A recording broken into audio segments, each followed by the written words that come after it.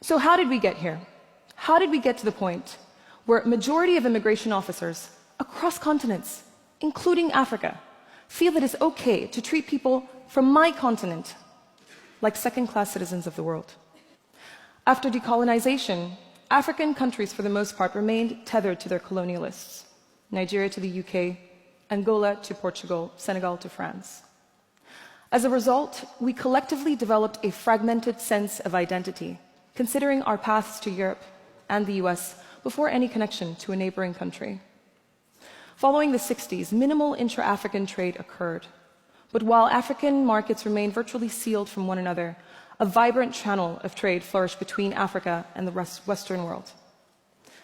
This is the legacy of 20th century Africa, which still dictates our way of life today. Because I feel I have as much of a right to see and discover this planet as any other person. Unfortunately, Africans still face restrictions in traveling their own continent. A Somali citizen cannot travel to a single African country without a visa. US and UK citizens can travel to about 36, 35 African countries either visa-free or with visas on arrival. That Africans seem more tolerant to Westerners than they are to other Africans reflects a troubling bias, one that feeds the business pursuits and wanderlusts of Europeans and Americans, while starving Africans of their own right to see their own continent. For a Senegalese woman to travel to South Africa, she needs a visa, which might take 2 to 4 weeks to process.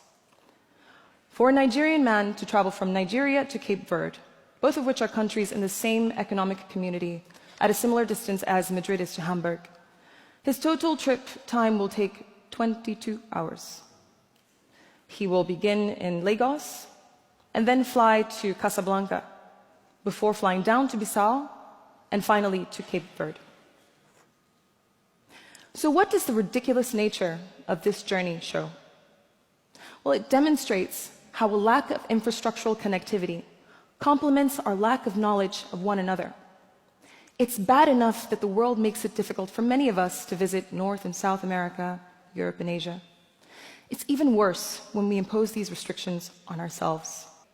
It prevents the average African from wanting to discover the world. It allows for a missed global education for Africans. The decision to selectively restrict travel punishes people for the wrongdoings of a handful of citizens. It punishes people for the policies of presidents and dictators who harm their countries, and it predetermines who is more worthy of the world. How do we move forward constructively? Here are 3 suggestions. Infrastructure needs to be created so that travel within the African continent does not require a connecting flight through Europe or Turkey.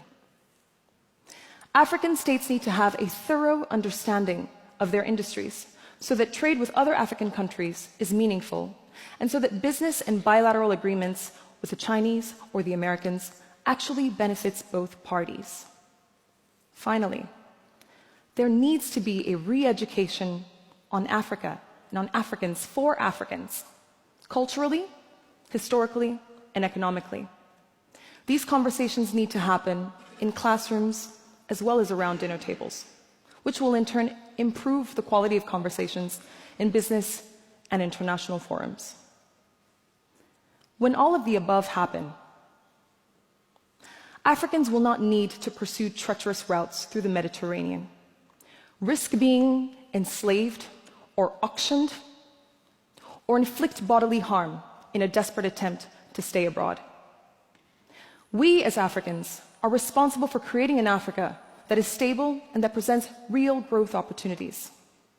To be sufficiently curious about one another and to treat each other with respect. The solution to the mistreatment of Africans is in the hands of Africans. We as Africans are responsible for creating an Africa that is politically stable, intellectually empowered, and socioeconomically integrated. As recently stated by the President of Ghana, once African countries start taking themselves seriously, the world will follow. To realize that if an American citizen can travel visa-free to South Africa, then a citizen of Niger, should be allowed the same right. And it is the responsibility of the rest of the world to resist the temptation to make fast money in Africa and to instead consider mutually beneficial long-term opportunities. And maybe, just maybe, together we can create a world that is more welcoming to Africans, not just Africans, but more importantly, one in which we Africans are welcoming to each other. Thank you.